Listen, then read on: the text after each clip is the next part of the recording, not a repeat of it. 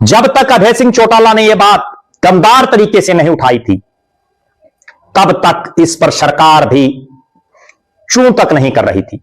लेकिन जो ही अभय सिंह चौटाला ने दमदार तरीके से यह बात उठाई, प्रदेश के मुख्यमंत्री को बार बार पत्रकारों को जवाब देना पड़ रहा है, बार बार प्रेस कॉन्फ्रेंस के माध्यम से सार्वजनिक तौर पर इस बुढ़ापा पेंशन को लेकर के बात करनी पड़ रही है, मुख्यमंत्री को भी, मंत्रियों को भी।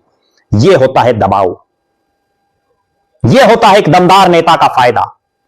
और अभय सिंह चौटाला के ऐलान के बाद प्रदेश की सरकार भी एकदम से हरकत में आई और बाकायदा एक चिट्ठी वायरल है जिसमें स्पष्ट तौर पर है कि 3000 से 3200 बुढ़ापा पेंशन कर दी गई, और उसमें बाकायदा लिखा हुआ है कि प्रपोज्ड 1/11/2025 यानी 1 नवंबर 2025, और तमाम जो सरकार अलग अलग वर्गों को जो पेंशन दे रही है, चाहे वो विधवाएं हों, चाहे आश्रित बच्चे हों, चाहे जो है बुजुर्ग हों, या कई अन्य स्कीमों में भी सरकार पेंशन दे रही है, जिसमें कुल 13 प्रकार की जो पेंशन सरकार दे रही है, उसमें जो है बढ़ोतरी की गई है।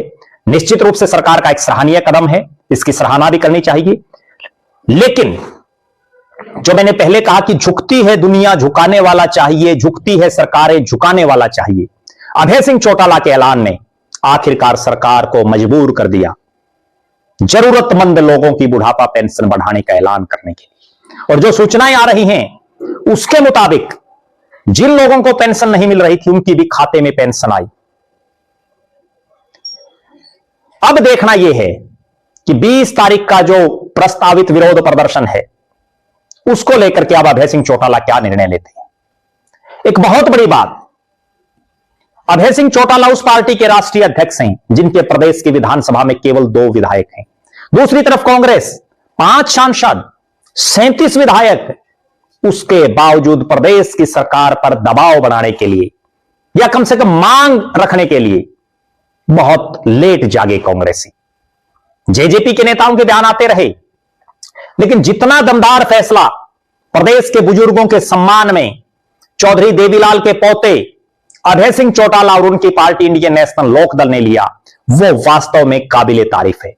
आप दर्शकों का क्या मानना है? अभय सिंह चौटाला को लेकर के आप क्या मानते हैं?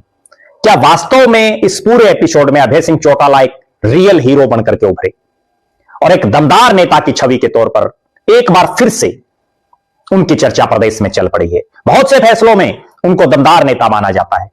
एक जुबान पर जिन्होंने प्रदेश की सबसे बड़ी पंचायत विधानसभा से इस्तीफा दे दिया हो, ऐसे नेता हैं अभय सिंह चौटाला।